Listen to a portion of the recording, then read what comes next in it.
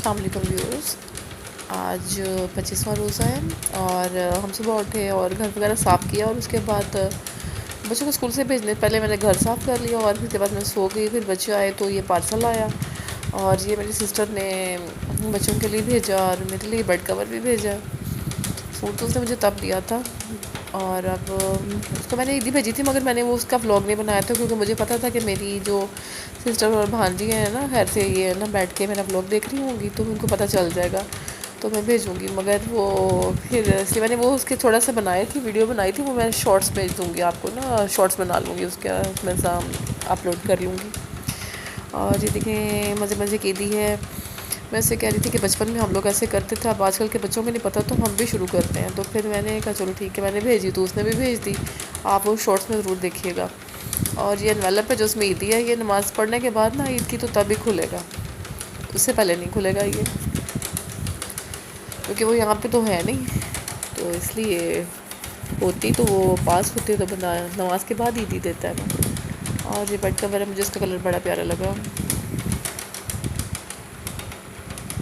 और फिर करना कराना कुछ भी नहीं था क्योंकि हमने कल वाला जो खाना था वो राइस पड़े हुए थे और फिर मैंने सोचा कि जो पुलाव बना हुआ है तो उसको ख़त्म करते हैं। कीमा भी बच गया था, वो भी पड़ा हुआ था,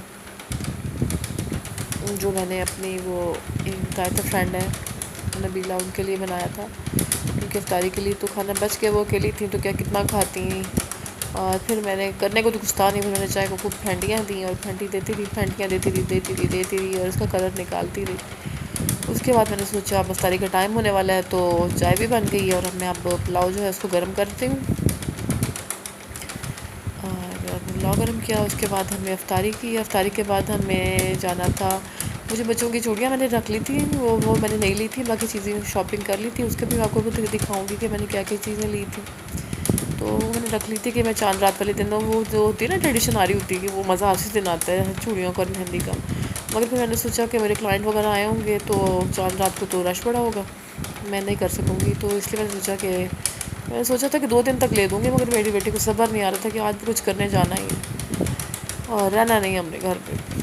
और फिर उसके बाद दफ्तार के बाद चाय पी के हम लोग बाज़ार गए और उसके बाद आए तो भूख बहुत लगी हुई थी। पिज़्ज़ा वगैरह वो मैंने ऑर्डर किया और पिज़्ज़ा ऑर्डर करने के बाद हम लोग इतना थके हुए थे कि फिर सो गए और इस तरह आज का दिन भी गुजर गया। आई होप आपको ये मेरा छोटा सा मिनी ब्लॉग जो आपको अच्छा लगा होगा और कल तक के लिए अल्लाह हाफिज़।